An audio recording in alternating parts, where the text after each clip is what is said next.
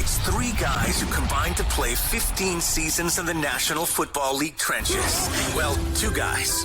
And Mackey, who didn't do shit. He just sits there and looks pretty. This is the OLine Committee. Hey, 5 a.m. club, assemble right now. Who's ready to rock and roll right now? Good morning. This guy is. Large cup of coffee in hand. Yeah, this is so usually recording note here for you guys, the audience. Usually we find a little window in the afternoons, but now that the college football season's over, we've got Agent Jeremiah, we've got offensive line trainer Alex Boone, and business picks up once college kids are available from their teams, and we're like, looking at our calendars, it's 5 a.m. club time here for the O-line committee. Is this a usual time for offensive linemen to just get up, chug some coffee, and like eat food, lift weights? Like, what is your schedule usually? Yeah, I mean, go ahead, Boone. I was gonna say it's early. Jay and I were always in the first group lifting, which meant you had to be there at like 5:45, so you had to be up at like 5:15. Towards like week 3, that group went way fucking down. Okay, it would start. Week 1, here we go. Let's go, guys. 25 guys, like, let's do it. Week 3, there's like 8 of you. Like, what the fuck happened to everybody? But it's great because there's always a rule that the O-line has to meet before the rest of the people meet. So you're there by for sure at 6:30. The first meeting is happening. Someone's like, "Hey, the fuck you at?" Like, dude, I'm getting breakfast real quick. Like, late. You're late, dude. I just lifted. Some protein. Can't get a fucking minute. A line coach would be like, Coach, we got to eat. We had lifting, and they're like, just bring it. Just bring your food to the meeting. You can eat in the meeting. You're like, God, that's miserable. You know, like, that is so miserable. You're cutting your eggs and your sausage. You're line coach, what the fuck is this? What are we doing? You got practice on from yesterday. You're like, I don't know, dude. Can I just pepper my eggs and stuff like that? He's just like, look at this B block. Shit. And you're like, I know. I just need some Cholula, Coach. Just gonna eat my eggs. It's too early to be getting yelled at like this. I just need some nutrition. Yeah, just fuel in the tank, please. Fuel me. Dude, it's so funny because they really are. Then, like, the earlier they are, they're kind of like us. They're super cranky and crotchety. They're just, like, super old vets. So the earlier it is, the more they're like, what the fuck is this? Yeah. And then they're always like, I was up till 2:30 last night. You're like, that wasn't my fault. Don't yell at me because you stayed up till 3 a.m. Like, and we're in here at 6. Like, that's not my fault. And some reason you're taking it out on me like it was my fault you stayed here late. Secretly there at the bar. But even like after you guys, like there's something empowering about just being up like an hour and a half, 2 hours before the rest of the world. The sun, 5 a.m. club. I mean, for sure. If I'm up this early though, I'm hunting something. Like I got a shotgun in my hand or a bow in my hand. I'm just gonna rain. You're hunting. I'm gonna rain down death. You're hunting YouTube subs. I'm gonna rain down death upon something if I wake up this early. Something's gonna die if I have to be up. Correct. Someone or something shall be sacrificed for my 5 a.m. alarm today. If I'm up before the sun, shooting lights 30 minutes before sunrise, something's dying. Something's losing its life. By the way, thank you guys for stumbling your way into the O-line committee room here. If you haven't already, please give us a 5-star rating and a positive review on Apple Podcasts as we look to keep growing this thing. And we appreciate you getting us close to 15,000 subscribers on the O-line committee YouTube channel. Click that like button and the subscribe button on this video if that's where you're consuming here. Time for Who's the Mic, gentlemen, where we start every single show by identifying, like good offensive linemen, the key people and things on our minds around the football world. I would love to start if I could. Please start. Please. I have changed my mic from our text messaging last night. I have a new mic. That's cheating. Hot route. Okay. Hot route. Can. The old play. Can. The new mic is Aaron Rodgers. Ooh. Because this narcissist, after 3.5 weeks, so the dude tears his Achilles, and the next morning he's on, McAfee and whatever, and he's like, hey, you guys are going to be blown away by how fast I come back from this Achilles injury. I've already talked to, you wouldn't believe who I've talked to and the therapies I have scheduled to come back. In fact, I might come back next week if you don't watch out. Of course, he takes like a week off from traveling. Yeah. The next week, he's like walking in a walking boot on the sidelines before the Jets game. And then he's throwing the old pigskin around a couple weeks later. And then they They start his practice clock a couple weeks ago too, and people are like, "Is he seriously gonna 12 weeks after Achilles?" He's for real. This dude's gonna, and of course the Jets are just losing their ass. They're getting beat 30-0. They're 5-8, and I'm like, "Is this dude real? Is he for real?" And as it turns out, he gets asked yesterday on the Pat McAfee show, "Okay, where are we at here? You guys are kind of on the fringe of this playoff thing. Maybe not even the fringe anymore." And he goes, "Well, it's only been 14 weeks since the operation. I haven't been 100% medically cleared yet." It's like, this was always the destination, but he needed 3.5 months to feed his ego and make it seem like he was going to be the first guy to come back 5 minutes after tearing his Achilles. Aaron Rodgers, you are my Mike. You are a fraud, sir. Listen, to be fair, I bet you if they were going to be in playoff contention, I'm telling you, we've seen him walk. That's the problem. Alex, you've seen him throw a ball, and they said that he caught an interception in practice. Does it matter? That's practice, dude. Does it matter? He's Yes, clearly it does. crazy. He was all about it. He was like, dude, I'll do it. And then the minute they lost, he was like, well, then when the fuck am I coming back? He sounded just like every other GM I heard. Oh, he's coming back. And then the minute you're out of playoff contention, they go, why the hell would we bring him back? You guys suck. Dude, the second he would have stepped out there in real life, bullets were flying. Not practice, right? Like, I'm talking real life bullets, full speed. He's got Ed Oliver breathing down his neck. That shit would have snapped so fast. For sure. That but he would have done it. Snap, crackle, pop. Do you know who they play on Thursday night next week? So. They play at The Cleveland Bills. next Thursday. Can you imagine that dude playing a December 28th game at Myles Garrett? Myles Garrett chasing you down. It for sure would have popped, but he would have done it. That's what's so crazy about it. He seemed like he was really into it. Like he was like, this is how I want to go out. That's what he wants you to think. Show. Congratulations. Yeah, congratulations. You drank the Kool-Aid. You listened to the man behind the curtain. Like I was all about it. Absolutely. Finally, show these guys that you guys aren't all pussies. Some quarterback come out and help us, please. So yeah, I mean, hey, if he comes back next year, that's great. But at the end of the day, it's funny because like the Jets, after all of the pomp and circumstance and fanfare, the Jets sit in the exact same spot that they always sit, which is bottom of the division. Yep. Just like more headlines on the negative side than you ever could have imagined, and wondering what's the path forward. Getting shut out. Yeah. Does Salah get fired is the question. No.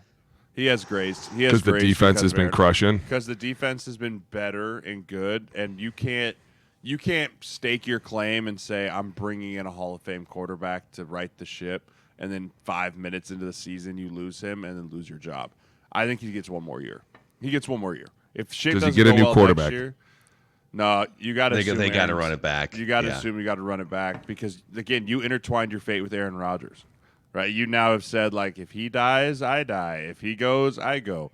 Like, and it's not a bad guy to hit your wagon to, but he definitely gets one more year. It is a bad look though and they're without Aaron Rodgers, and I get it, but like, it's a bad look to have lost 6 out of your last 7 games down the stretch here, and they should beat Washington at home this weekend. But then you've got at Cleveland. If you wind up losing 8 of 9 or something, it's bad. It is a bad look. To be fair though, their defense has been playing fire. Like I think at one point I watched the game, they were losing 3-2. I was like, this is incredible. Like they've had a couple 30. They can't stop Miami. They've given up 64 points. No, not many people can, dude. Buffalo dropped 32, but if you can't, the thing is, like, I don't think he gets fired either. But in the last 3 division games, 2 against Miami, 1 against Buffalo, they've allowed almost 100 points in those 3 games combined. And you can say, well, that's Miami and Buffalo, right? But like those teams aren't leaving your division. Like they're sitting there. So you need to beat also them always. when your offense is going 3 and out every single play, like the defense eventually just gets worn down. Yeah. Like, do you guys think like environments matter? If Zach Wilson had been drafted by, let's say the 49ers drafted Zach Wilson 3 years ago, what does his career look like? Did the Jets largely help ruin Zach Wilson, or was Zach Wilson just not really an NFL quarterback? I think that's too early to tell. I think the problem is this. When you look at a system like San Francisco's, it's very quarterback friendly, but at the same time, it's not. Like, yeah, we dangle this ball out to Christian McCaffrey a lot, and we let him do a lot of things, but I, as Brock Purdy, still have to throw the ball 15 yards over the middle of the field. How many times have we broken down that play? where we just watch them gunsling it right across the middle. I don't care what you say. Any quarterback should be able to quarterback any offense, unless it's a pocket passer style offense to a mobile quarterback offense. Those are the only two things that are different. Other than that, it's the same wheel routes, it's the same whip routes, it's the same digs and comebacks. Like, you reading a defense just takes time. I think the problem becomes with me and Zach Wilson is I just don't have any more time for this nonsense. It seems like everything's always a joke. And it seems like, oh, he wants to come back, but he says he doesn't want to come back. And all of a sudden he's in the media for this and he's in the media for this. Dude, you're a young quarterback. Just go out there and hand the ball off and throw it. Shut up. Who the fuck asked you so much? Like, I'm being honest. There's so many opinions in these teams, and people finally sit back, and you know who's sitting back going, oh, my God, the vets. Shut up. So many more questions I have to answer now because you just don't know when to shut up. And neither does anyone else around us. And sometimes people think it's funny to play this like, oh, let's throw them in the media game and see what happens. And obviously New York, you're always going to be. But you would think a team like that would just be so much more honed in. That when the media comes in, they're just like, they were like us in 16 with the Vikings. I got to go to lunch. I'll be back. And then you never come back. And then the next day they see you and they're like, I thought you were coming back. No. Oh, I'll get you tomorrow. You're stupid. 5 weeks later. Yeah, I don't want to say anything. Leave me alone. But it's just like, and I feel like a lot of it is these loose sources that come out. But for the most part, I think the Jets defense is fire. I just think that what's going on offense, and you can say whatever you want. I was all about the fact that Aaron Rodgers was going to come back because maybe I was the only guy that wanted to see some real fun football come out of New York. But at the same time, that would have been a great story. You can't tell me that wouldn't have been awesome. Tears his Achilles the first game, comes back week 14, gets him into the playoffs. Tears it again in week 17. You guys are so negative. See, you go right to the worst thing. I'm just saying. Possible Tears way, the other Alex. one. There is. You've had tendon surgery before, haven't you, or no? Mm-mm. Okay. No surgeries. Then I surgeries. get it. I totally understand. I don't where need you're surgery to play. coming from. That's Yeah. what I'm saying. You're- You don't need these body parts you think you I've do. tore my shoulder. I've tore my ACL. I've tore my ankle tendon. So have I. No, you haven't. Like a major one that causes you to not be able to walk. Yes, Alex. No, It's inverted. You're fine. Oh. It's inverted. Throw your Dude, throw your knee yesterday up. the rookies were looking at me like, I didn't know it was this bad. Oh, yeah, it goes all the way in and then back out. It's just how you play. You know how you guys ever see like the Joe Theismann video from the 80s where Lawrence Taylor snaps his leg in half? That's what Alex looks like, just like in everyday life, where it's like, is that guy's leg broken? What's going on there? Everyone always asks that's why his legs were so skinny when he played. Dude, one of the dads on Monday saw me walking and was like, you and I, buddy. You and I. We're going to be together. I was like, oh, God. I was just hurts watching it. Meanwhile, the dad's like 65 and you're 35. I'm not kidding. He looked at me like, you see this? This is you soon. I was like, no. No. Should have had some surgery. Should have talked to Aaron Rodgers guy, maybe, huh? Hey, honestly, though, I always got afraid. I'm not a fan of going under. I am not an anesthesia fan. Zero fan of it. Had one surgery, woke up, and they were like, listen, before we tell you anything, just remember, we were your friends before this surgery. And I was like, what happened? They were like, well, we went to go stick something in you, and your heart stopped for a good 15, 20 seconds, Bubba. Like, you were dead. And I was like, shut up. They're like, seriously, dude, it scared the shit out of us. I go, really? And they're like, yeah. And the guy doing the surgery goes, and it scared me the most because I was joking about it before, but you went to Ohio State. I went to Michigan, and I thought everybody was going to say that a Michigan doctor killed an Ohio State player. He was like, seriously, dude, I shit my pants. Because I was like, oh my God, if he dies on this table, we are in so much trouble. That's why I don't ever want to have surgery again. Never again. Ever. I love anesthesia. No. I don't know if that makes me a weirdo, dude. But I absolutely love waking up out of anesthesia. I think it's the most it's calming, the most relaxing. Like you come out I always try and see how far I can count. Like when they tell you to count to 10, like, all right, I'm like, 10, and then you wake up and they're like, how do you feel? And you're like, great. How's everything? And they're like, okay. How's your pain? And you're like, it's okay. And they're like, all right, we're going to give you a little bit more pain pills. And you just float back into the abyss. I love waking up out of anesthesia. Sign me up for that anytime. I will gladly do I never said that was bad. No, I'm all about that. Clearly, you know me, Jay. I don't say no to good times. That part's great. The part where your heart stops for about 30 seconds. You wouldn't even know. Yeah. You still have the print, too. A long forever nap. Whose mic is it? Is it my mic? Is it Alex's mic? Sure, Mike. Go ahead, James. James. My mic? All right. It's your mic. Go ahead. My mic is anesthesia. No, I'm kidding. So my mic is gonna have to be. I'm torn between two here. So we have them, but the first one is you hate to see it. Brandon Staley and Tom Telesco out there in Chargerville.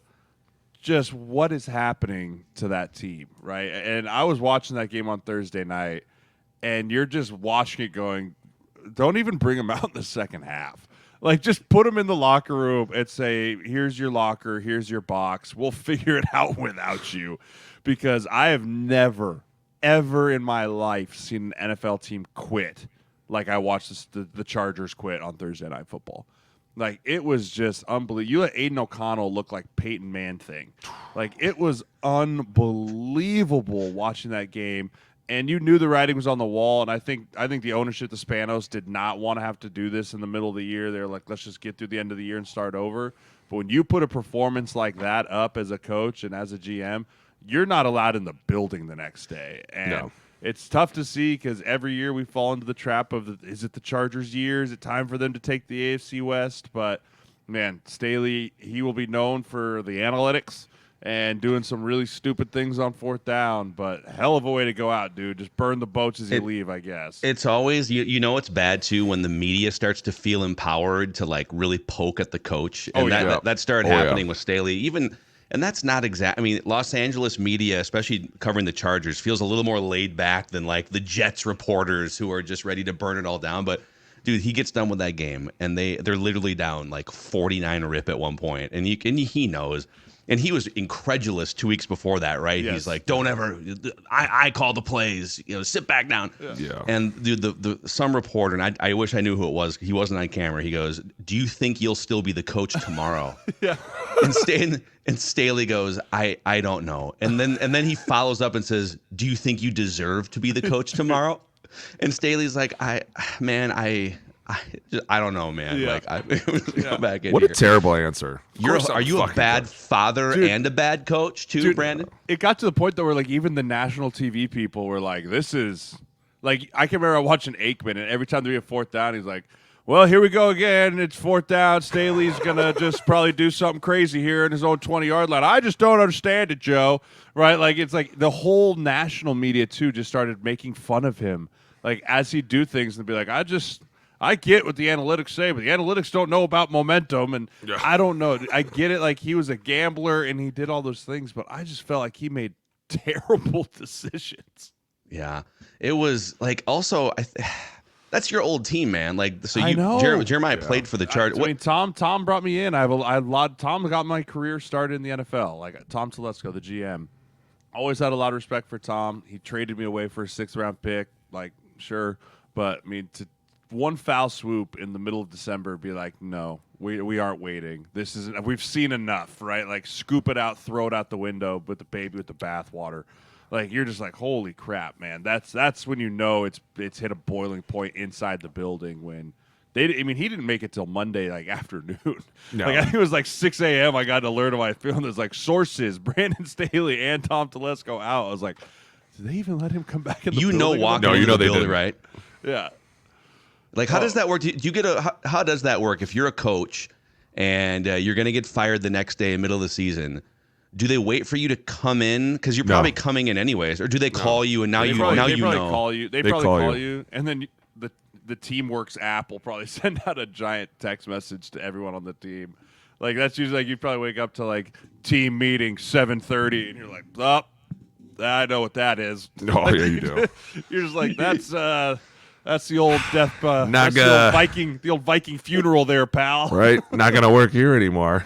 How do you guys know when a team quits on a coach? How can you tell? You saw it. You saw it in that game. I'm not even kidding. Teams get you blown literally out, see right? it. Yeah, you get blown out, and you're literally on the sidelines like, I don't even fucking care. This guy sucks. Yeah, I mean, Screw did you see him. any emotion? Was there any emotion on the sideline where you're like watching guys spiking helmets and at one point there was like a 380-pound guy running for a touchdown 50 yards and nobody chased him. Yeah, so. and like no one on the sideline was trying to rally, like, hey, this shit stops now, right? Like, we turn it around. Everyone was just like, all right, Ethan Stick, let's see what you got. Here right? we Like, go. it was just, there was just no fight, right? That's when you can tell when a team has given up, when there's no fight, right? And I haven't seen it that bad in a long time. I was in a bar in Mitchell, South Dakota, and I was watching the Husker volleyball semifinals. And this lady tried to come up and be like, it's Thursday night. We need to change it. And I go, no one wants to watch this shit. I was like, no one wants to watch Aiden O'Connell versus Ethan Stick on a Thursday night. Like, please don't change this. And I was like, look at the score. No one cares. Like, it was. Even Ethan Stick's family was like, it's we could probably turn to volleyball now, second quarter. Oh, gosh. To be fair, if they fire you, if they're paying you a lot of money and they fire you mid-season, you really piss somebody off because they're paying you millions to do nothing for the rest of the year. Like, that doesn't happen a lot. These guys will get their money's worth. Not in the NFL. The college happens more in college than the NFL. Like Jimbo Fisher, they're like, hey, here's $75 million to go away. To be fair, I bet you a lot of it is because if you're going to fire somebody mid-season, you're wrapping it up. Like, the chances of you coming out of that, like, something really bad has gone wrong. You're not going to the playoffs. The next guy, I mean, look at the Panthers. As soon as they fired Frank Reich, everybody was like, oh, my God, could it get any worse? And then all of a sudden they went out and beat the Falcons, and we were like, holy shit, no way. Is this for real? I think the Falcons might have to be my mic. I mean, just Jesus. Hey, hold on. Before you get to your mic, I have one more Chargers question. Yeah. Yes. It's a 2-word question. Jim Harbaugh? Or how about another 2-word question?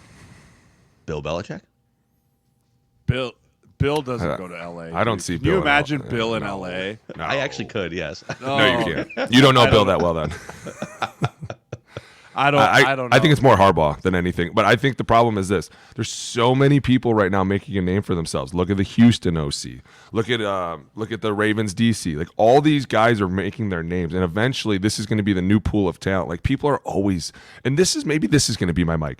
We're always digging into the same goddamn bag for coaches. Can't we go out and find some new coaches? I'm so sick of the same carousel. Oh, here we go. Frank Reich's on the carousel. Where is he going to land? He's going to land with the Chargers.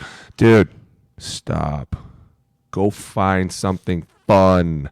I'm so sick of the same people getting from here to here to here to here. You're like, oh, God, here we go. But if you're the Chargers and you just tried that with Brandon Staley, right? Yeah. And you were like, I'm going to go get someone. No. You kind of want to go back to stability and go back to the well of, like. I mean, isn't Jim Harbaugh I'm not saying it's going to be a 10-year stop. He's a guaranteed 10-win season. Time out. Did you just say that Brandon Staley, coming from John Carroll, was like the same old carousel?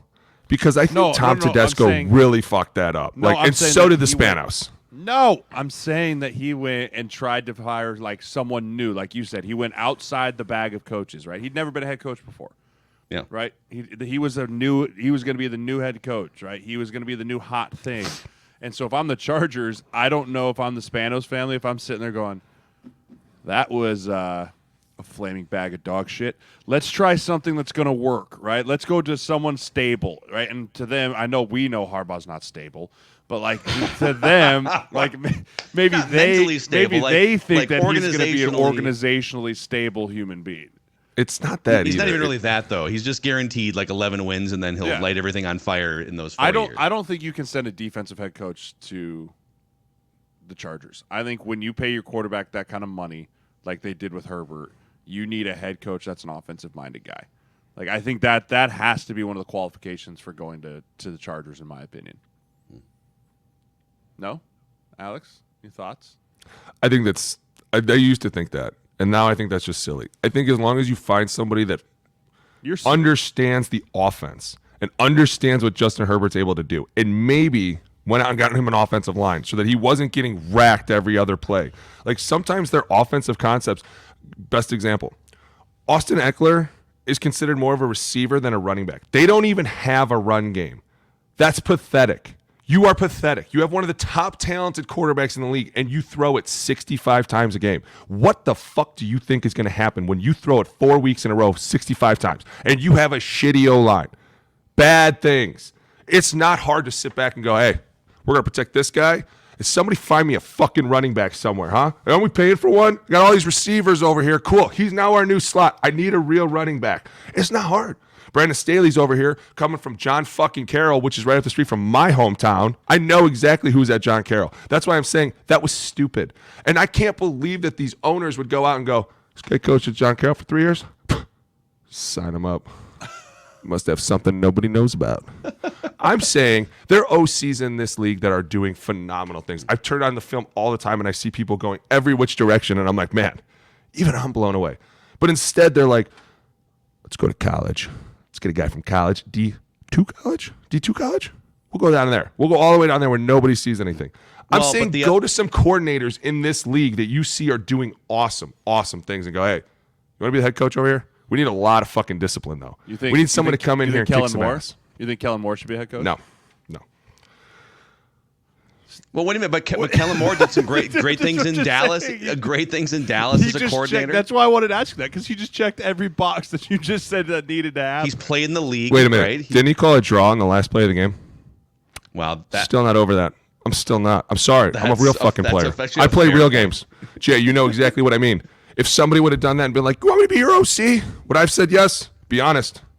I was harsh to them then. I'm still harsh to them. This is the job. This is what it takes. If you want to go look at somebody, go find the Houston OC. Hey, you found a rookie and somehow made him fucking amazing. Come here. You, come here. Sit down. Tell us what you did. Please. But here's the other thing so you bring up like Staley is sort of his roots, but the other thing that I think teams are guilty of, and the Chargers did this with Staley, it's hiring by association with success, or hiring based on proximity. Remember when like Adam Gase was Peyton Manning's offensive coordinator in Denver, and they're like, that offense is great. Let's hire the offensive coordinator. Oh, you mean you want Peyton Manning to be your head coach? Yeah. So Brandon Staley, and I get that the Rams had the #1 defense a couple years ago. Sean McVay, head coach. Okay, wow, that's the #1 defense. Who's the coordinator for that defense? Okay, well, Aaron Donald is one of the greatest players of all time. Jalen Ramsey is probably a Hall of Famer. Like didn't Von Miller also play for that team? And they had John Johnson. You gotta be careful with that. They had a bunch of dudes in the back end that were destroyed, and then Aaron Donald was getting sack after sack after sack. That's why I said, go to somebody that you can actually look at and go, this isn't a gold jacket wearing quarterback. Okay, don't go to the Chiefs. Don't go to the Chiefs. Go anywhere but the Chiefs and go, what are they doing with this offense? What are they doing with this personnel? What have they done with this quarterback? Have they kept him safe? Have they protected him? All these things, pay attention to it. And then go out and say, grab me these top 3 guys. That's what you do. And then you bring them in and go, listen, you guys have had young quarterbacks. You've still had success. That is the true measure, in my opinion, of success. When you can have a rookie quarterback come in and win games, because you know what that says? That says we've taught him what the coverages look like. We showed him what the kills look like. There are guys that can come around him. And at the same time, you have to protect him. So you have to start investing in the O-line. But to me, this has been going bad for a long time. The minute people jokingly were like, well, they don't even have a run game, it was like, you don't really have a team. I don't know what to tell you. And your defensive coordinator, who's your head coach, is letting up like 80 fucking points a game. What is going on? Remember last year when they had like one of the worst run defenses, but yet you turn on the film and the guys were huge. Like Linval was the nose guard. I was like, wait a minute. I played with Linval. He's really, really, really fucking good. How do they have the worst running defense? Like, you just can't have these metrics when you're the head coach. And then when everyone asks you, do you deserve to be the head coach? You go, well, I don't know. That spawns a lot of fucking confidence in my O-line room. I can't wait for the rookies to come in and go, did you see that? And me go, oh, shoot. Yeah. Just shoot. He just knocks his mic off. Oh, my God. All right. Hey, Booney, who's your mic? I just told you, the revolving carousel of fucking coaches that can't do it. That works. Okay, let's get to the picks. 5 a.m. club assemble here. I love it. So, by the way, I've got my O-line committee swag on here, shamelessly. I loved it. I saw it right away. Trevor hat. So, if you guys want your official for the holidays O-line committee merch, by popular demand at OLineCommittee.com, we've got your Clean Pocket Club shirts, your pancake shirts, your O-line committee hats and shirts. Let us know what else you want us to put in this merchandise store here, OLineCommittee.com. So, okay, last week, you guys thought you were catching the picks master here. You guys thought you smelled blood in December, but great predictors find a way to regroup and look at the film and go 4-0 last week. That was a painful week. Dagger. Booney went 3-1 last week, and Jeremiah went 2-2. So the records are: I am 42-18 picking games. Booney is 38-22, 4 games back, and Jay is 35-25, 7 games back. With here's what we'll do: we'll do playoffs, and we'll make them like worth more points, so you guys can maybe fall further behind me. Okay. So here's the 4 games we're picking straight up because, as Jeremiah says, spreads are for losers. Mm-hmm. And there are some fun games on the schedule here this week. Let's start with Cowboys at Dolphins. And I'll go first on a couple of these so you guys can pick What the fuck happened to the Cowboys? That's my other mic. Literally. Everybody's over here like, oh, they're back. This is it. And then they go out and they get the shit kicked out of them by the Bills. And the Bills' run game just comes out of fucking nowhere, like 250 yards. And I was watching the game and I was like, where has this been? Where has this been? Dude threw the ball 15 times. We haven't seen Josh Allen throwing the ball 15 times ever. That's for like weeks. That's a great. That's what I'm saying. Dude, we've been saying this for weeks. And if he needs to unleash a little more, he's one of the best quarterbacks in the league. So at times, James Cook looked like his brother. I'm not even kidding you. Like he 100%. Was fucking steamrolling people. And I was like, dude, please tell me you pulled that. You put that clip in of Deion Dawkins, right? When he fucking took old boy over the pile and then just got up like, what? Did I do something fun? 20 yards down the field. Is that the one at the goal line where he shoved him to the goal? Oh yeah, that's the first play. It's the first play we're gonna look at. Skull fucked him on the first yard line. It was incredible. He literally got up like, did I do that?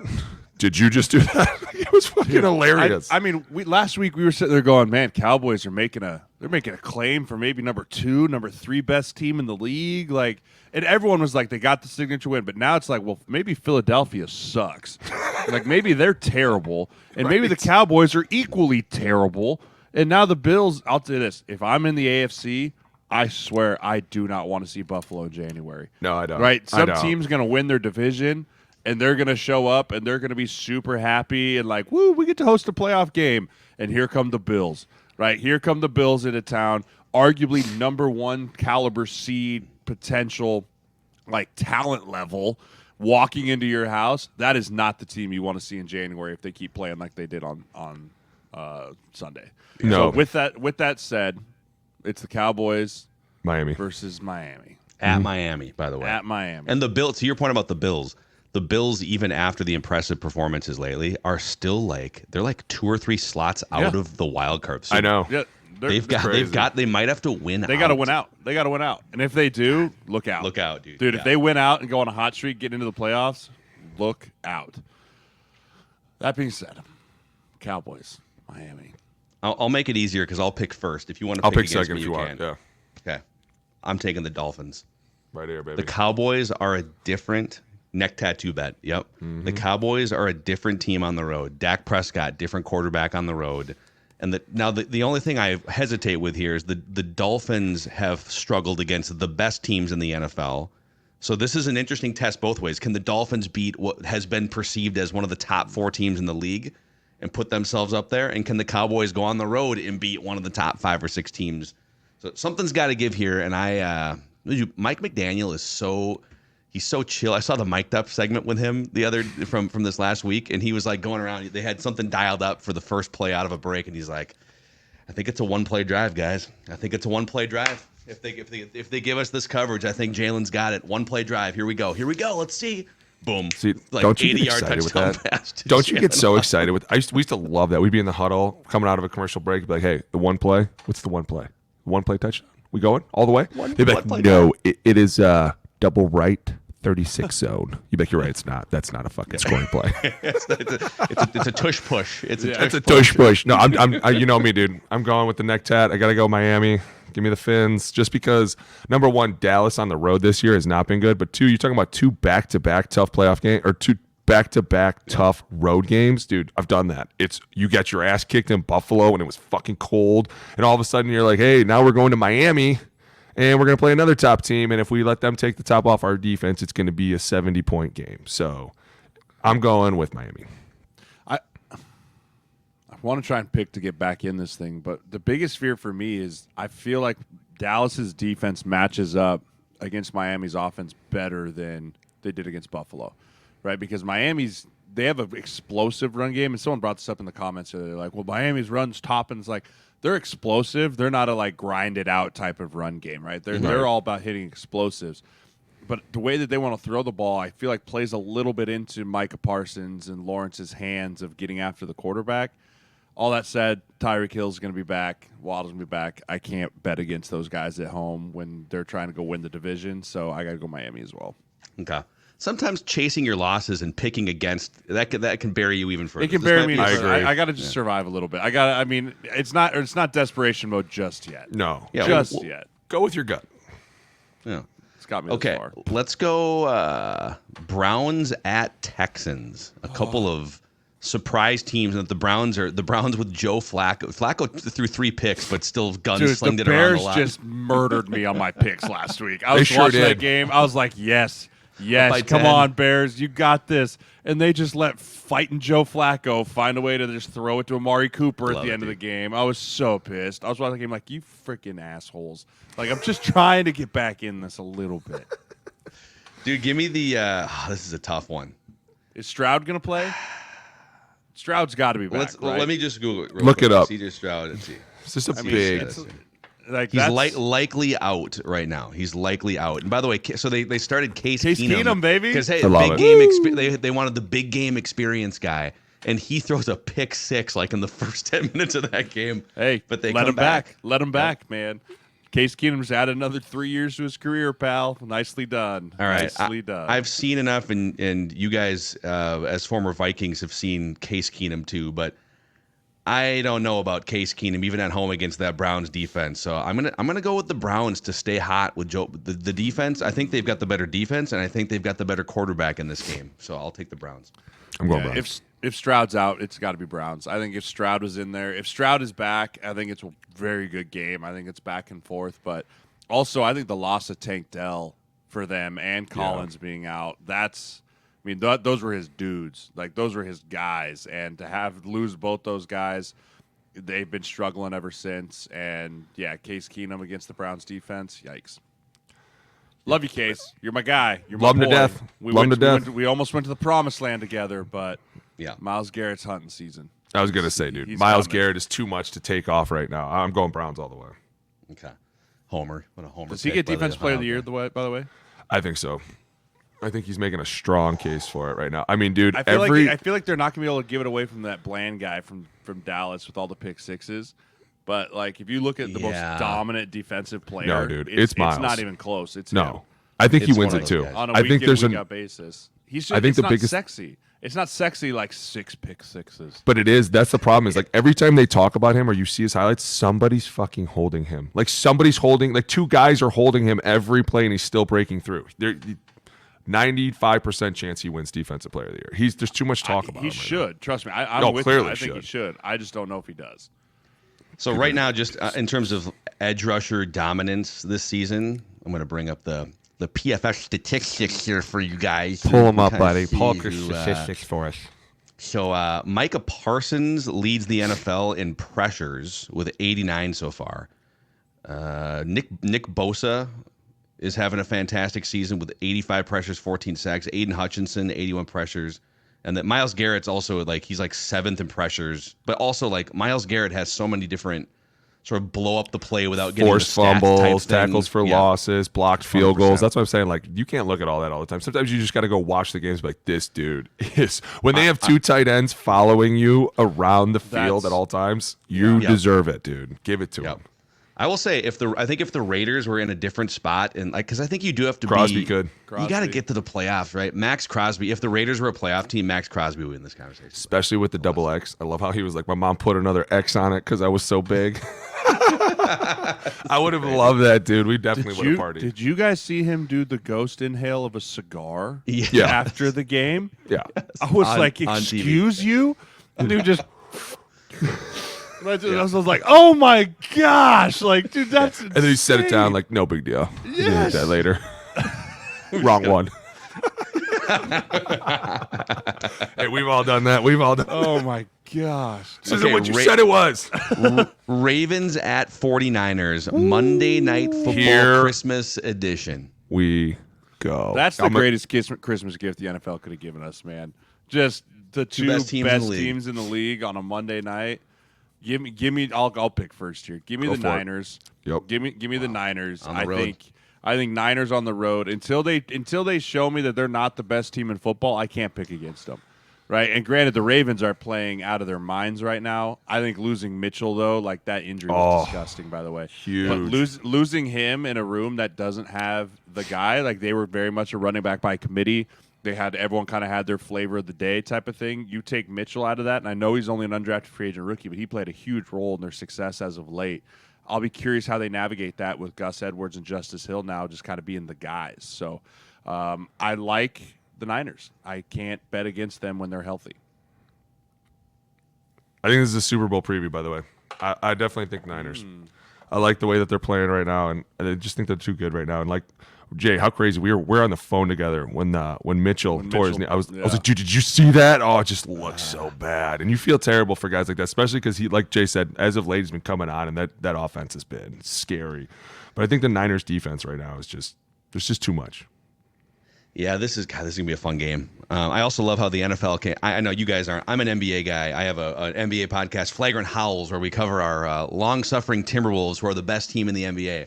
But I love how the NBA stuck a stake in the ground on Christmas like 20 years ago and said, we're going to put our best games, our best players. And the NFL came in lately. They're like, oh, yeah, that's nice.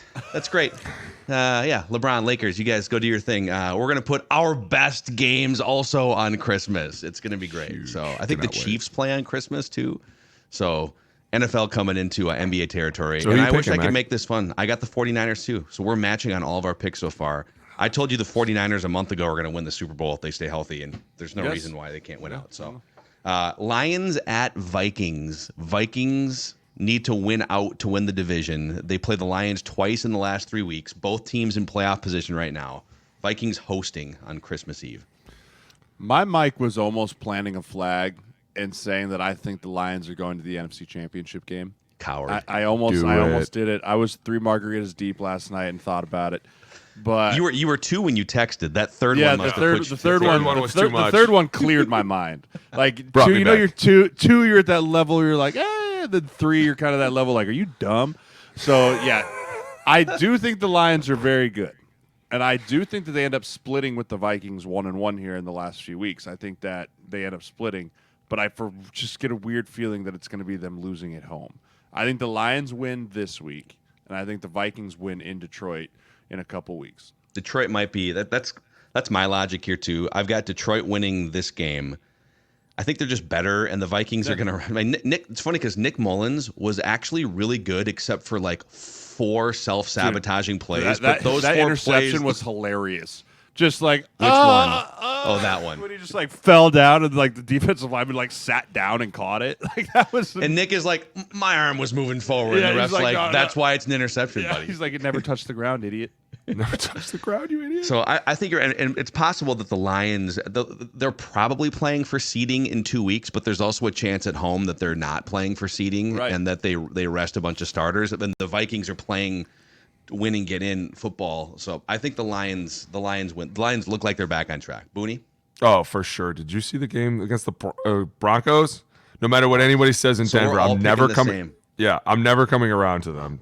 The Lions last week. Look, dude. Let's be honest. With David Montgomery and Gibbs, that run game is starting to set up everything. Well, their O-line's finally healthy again. Everyone's back, right? Like Jonah Jackson's back, Glasgow's back, Ragnow, Sewell, Decker. Like they've been kind of a rotating hodgepodge of dudes in there. Like you had a rookie 5th rounder at one point starting.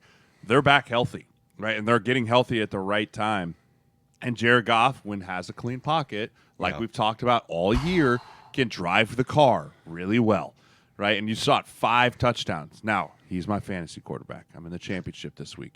Get it together, Goff. I need Get one it more. Okay. Hey, I'm not going to pick against you then. I'm not going to pick against you. Dude, I need one more big week, man. Rhinos going Lions then. Here we go. No one. So we all just picked the same teams, but I think we did it in a fun, entertaining way. So the audience should appreciate that. No one gives a shit about our fantasy teams, but I have to tell you, in one of my leagues, I had an emergency situation where every quarterback I've used all year is hurt. So I'm on the waiver wire and I'm like, oh my god, I'm literally like going, I guess Baker Mayfield's my guy. I guess I'm playing Baker Mayfield in the playoffs. Dude throws for like 375 and 4 touchdowns against the Packers defense. Turn up. Dude, I've gone through. I started my year with Kirk Cousins, gone. Then picked up Deshaun Watson, gone. Then picked up C.J. Stroud, gone. Dude, I am down to Jared Goff, and then I picked up Jake Browning. And Jake Browning's like, no, drop me. Yeah, I'm like, oh God, what's going on? Somehow I'm in the championship, man. I've clawed all my way back, but I am fully dependent on the Lions. Like, I have Jared Goff, David Montgomery, Amon-Ra St. Brown. Like, if the Lions do well, I win. If they shit the bed, rip. Yeah. Okay, hey, let's do 10 minutes of dumb football questions here to wrap this episode. I'm going to give you the first dumb football question. By the way, you guys have submitted some great ones here, and we thought maybe we're going to run out of dumb football questions at some point when we launched this podcast like 6 months ago. We have not. So keep throwing them in the YouTube comment section. It's a long off season, friends. Yeah. It's a long, bitter, cold off season. We'll have plenty of dumb football questions. So my first dumb football question is: I know you guys like gambling is obviously like there's a huge line, there's a no, but for fun, do you guys play fantasy football? You clearly play fantasy football now as a retired player. How popular is fantasy football among NFL players? Legally, of course. I think you'd be surprised. Is this a trophy? What is that? Last year. That's bigger than a Super Bowl trophy. The 2022 league champion of the 77th Street Fantasy Football League. Just got Look at that. It's pretty dope. It's right trophy. Next to his. If you're wondering how much that means to Jay, it's right next to all of his like team helmets that he played for. 100%. It's in my trophy case. It's between Nebraska and the Chargers. I earned that. Okay. I earned that. Being a good game manager there. I think you'd be surprised. There's a lot of guys that do fantasy football, and it's funny because sometimes the guys will pick up your friend, and they're like, dude, come on, Tom, fucking catch that ball today, okay? Need you. It's so funny. And then like I would be in the huddle and guys would drop the ball and be like, fuck, I'm on my fantasy shit. Dude, what? This has got to be illegal somewhere. I don't fucking care. My favorite was Boone, you probably got this too. It's like your buddies back home, they'd be like I remember when Diggs had like an ankle, and like your buddy that you haven't talked to in like 6 months, like, hey man, how's it going? You're like, oh dude, what's up? How's that? It's like, hey, yeah, did Diggs practice yesterday? You're like, what? He's like, dude, it's big week. Should I start Diggs? Should I start Diggs or not? And you're, like, I used to just mess with him all the time. Be like, oh dude, shit's broke. It's like bad. No chance. Compound, dude. Like, I saw the bone. Never gonna make it. Like dude, he's in a walking boot. He could barely move. And they'd be like, shit, really? Be like, yeah, dude, I wouldn't start him. Pick up Cole Beasley. Yeah, like, and then like he'd go out there, go off for like 4 touchdowns. They'd be like, what the hell, dude? Like, don't ever ask me for fantasy football advice ever again. Yeah. I did have people ask me all the time. By the way, did you see that Dean Blandino came out recently and said that the refs have been approached about fucking the games up? Really? Yes. Really? Somebody approached the refs about it. That's what Dean Blandino Do you think, said. okay, here's another dumb football question. I'll just keep asking them, I guess. Yes, I do. Do you think the refs are worse than they were 10, 15 years ago? Or do you think the TVs are just better and the replays are just slower? The refs are worse, and I'll tell you why. I know we obviously watched that Dallas game. You see that first hit that Dak took when he slid? Mm-hmm. It's a flag all fucking day. He slid. He gave up. You cannot dive towards him. And then the next one, all of a sudden, he kind of gets hit as he's running, and they throw a flag. These refs don't know what they're doing. They're literally up and down every other play. Like, they see something, and they're like, we probably should have thrown a flag. Okay, well, next time, we're definitely going to throw the flag. Instead of just going, hey, listen, anytime he slides and you fucking idiots touch him, we're going to throw a flag, okay? Because him sliding is him saying we're giving up. But if he's running the ball and you fucking hit him, we're going to let that go because that's just football. But at some point, somebody has to take over. And Dean Blandino coming out and saying that, I don't know if that's good or bad. I think that just puts some bad thoughts in the back of our mind to the point to where it's like, have some of the games been affected already? Have some of them already been tainted? I want to see a booth referee crew, right? Like, we have enough technology and we have enough cameras now that like you can have your on-field ref crew that throws the flags, they're watching the game, but you need to have a booth crew that like if you throw a pass interference and we get immediate feedback up in the booth crew, they can rate it down and be like, pick that shit up, that didn't happen, right? Or like I wouldn't mind that. Like, or if there's a blatant call missed, like a face mask, right? Like a blatant face mask is missed. Like, they can referee down and be like, drop that flag, face mask, 35-yard line. Like, we have the technology. There's no reason for us to sit here and be like, well, football's an imperfect game, and so we're gonna have the referees like it's like the old baseball attitude. It's like, well, the umpires, like they can pick don't and get choose. me started. Right? Don't Like, see. Yeah. We literally We're the sent same way. Dude, we sent a rover to Mars like 10 or Yes. 20 years ago, and yet baseball's sitting here like, I don't know if we can adjust for the height of a batter with the electronic strike zone. It's like we have self-driving semi-trucks, buddy. Yes, you We're can. fine. Yeah. Yes, you can. I'm sure we can get this done. But what Like, the worst was, remember when they tried to slow everything down and like all of a sudden the pass interference, and then they would my show them to us. God, And dude. I swear to God, the minute they were like, we're going to show everything, I remember thinking, this is bad. Because you guys don't realize how much they hold and grab each other downfield. Like they're constantly fighting. So now every flag, everyone's back and forth. Like, man, that could be both sides. I don't really know what's going on. Like Aikman was going in on the refs. I don't remember what game it was. He's like, what are they talking about? He's like, why are they gathering together? This is ruining the game. Like, he was just like, they're over here just talking agrees. about everything. Like, no, he agrees because we have the technologies. Dude, just put 4 guys in a booth where all they do is have like their giant like command center where they're just watching everything. And if there's a penalty, review it very quickly and then decide if it's good or bad and then let the game continue to move on. Here's a general rule of thumb for all sports. Because I do feel like, listen, we're all at home literally watching in like 4K definition on 70-inch TVs. I was just quick side street for Purple Daily. We're doing for some of like the holiday episodes. We're doing like look backs at some of the Vikings. We're doing pie charts of blame and pie charts of praise for like the Super Bowl losses in the 70s and stuff. So we literally watched a game from like 1970, and they are blowing calls left and right because they. You know, the game is happening, but you get the grainy footage on the replay. You're like, I don't know if the clock should be stopped, but they're just gonna, no one cares. They just keep going. Yeah. And now it's like we have 14 replay angles and we can see, oh, that guy's elbow hit inbounds. So here's the general rule of thumb. Whatever technology we have access to watch a game on our couches, give the officials of the sports the access. Yes. Like in baseball, dude, I don't know if you guys remember this, but like 10 or 12 years ago, the Detroit Tigers had a perfect game going. It was like one of the baseball's been around for 150 years. There's only been like 20 perfect games where like it's 27 up, 27 down. And the last batter of the game hits a ground ball and there's a play at first base. Kind of bang bang, but like you could even see with the naked eye, like the dude was out at first base. And the first base umpire goes, safe, to blow the perfect game. And 5 seconds later, we see 3 different replays that show, oh no, he was out. But, well, the call has to stand because we don't have a system in place. So, like, wait, that guy gets death threats now for the next year? Because there should be an eye in the sky in football. If we can see it at home, let somebody see it. But it has to be in real time. You can't slow football down. That's not fun. The minute you start slowing it down and slow keep the play clock it, going. That's fine. But that's why I think this would be faster. Yeah, like, dude, I agree. The referee, they don't Run over to the booth. No, that's the thing. They don't. That's so dumb. Some guys, how about there's still a guy holding the fucking TV? He's like, hey, is this okay? Can And you the see it? TV is like, it's like a 13-inch laptop. He's literally holding it on his chest. He's like, can you see it? You got it? Okay. Do I stand here? And he just looks around the whole time like, well, I wonder what he's looking at. They already have the radios in. Just have some dude up at the top be like, hey, call stands, 1st and 10, 30-yard line, get the chain set.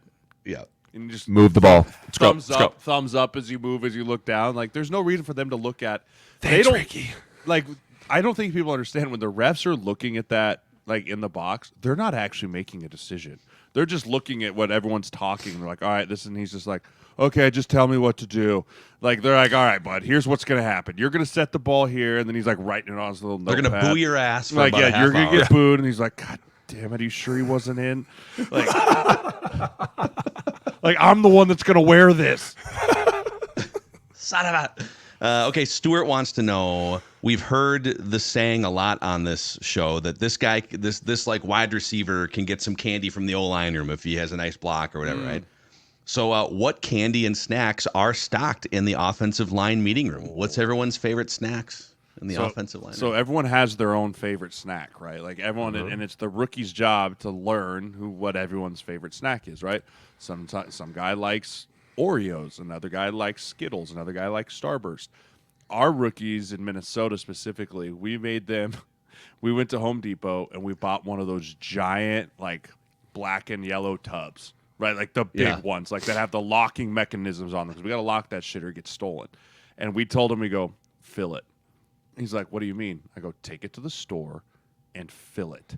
And so he said he went to the store and was just like shoveling the candy aisle and the cookie aisle, just piles of it in. And when they got there, he's like, I don't know how much this is. Like, I had to fill this. And so they were like, they made him take it all out, scan it one at a time, like, deet, deet.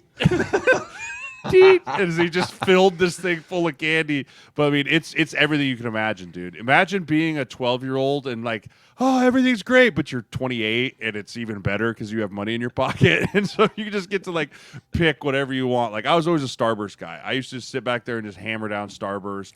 I mean, it's great. It's everything you could ever want. It's like Willy Wonka's candy factory back there. It really is. It's incredible. And then the picture of iced tea on top of it didn't beat anything, man.